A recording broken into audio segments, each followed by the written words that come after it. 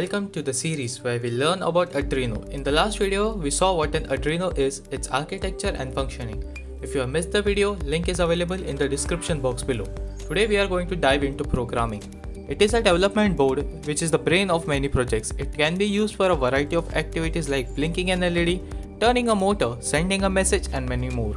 However, to achieve this, we need to use Arduino programming language and Arduino IDE to send a set of instructions to instruct the Arduino board regarding the task to be performed. Before we start programming, we will need the Arduino IDE software. This software is used to program and upload the code to the board. The Arduino IDE stands for Arduino Integrated Development Environment, as it is an open source development board. The latest version of the IDE can be downloaded from the official website, and the link for it is available in the description box below, along with the instructions on how to install it. Along with the software, the website also has an official store for buying the different Arduino boards, shields, accessories, kits and all the information about them. The website has all the original documents and references of its various boards and shields, and a playground section which has all the information required to learn, program and use the development board.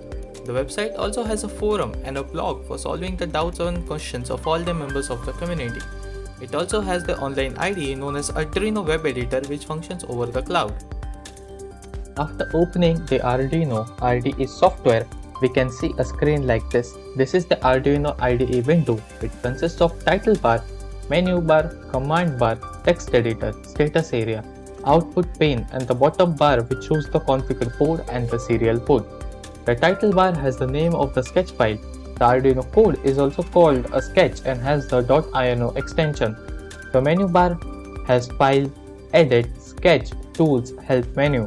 The command bar has Verify button used to compile the code, Upload button used to upload the code to the Arduino board, New, Open, Save, and also a button for Serial Monitor which lets you send and receive text messages, handy for debugging and also for controlling the Arduino.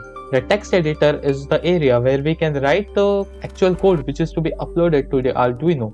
The status area shows the upload or compilation status, while the output pane shows the output of the program.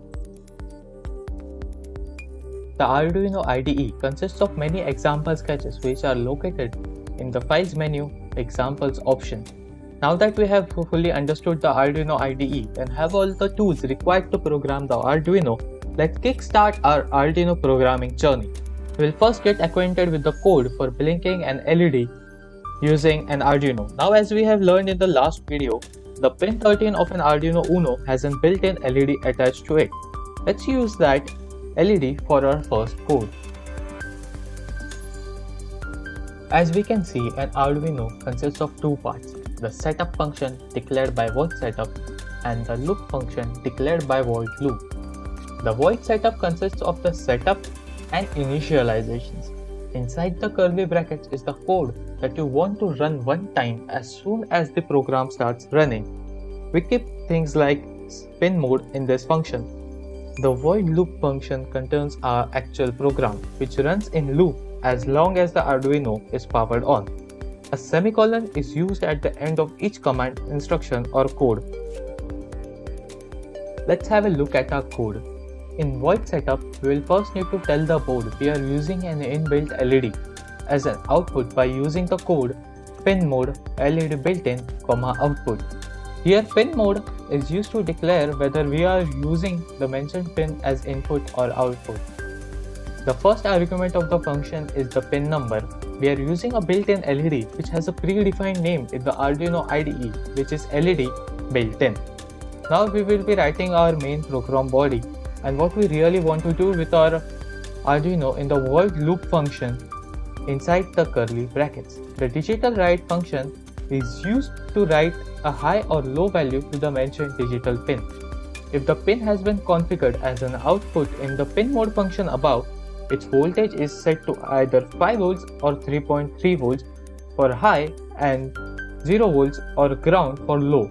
For blinking the LED, we will need to turn it on using digital write LED built-in high command. The first argument of this command, similar to the pin mode function, is the pin which is used, while the second is the action.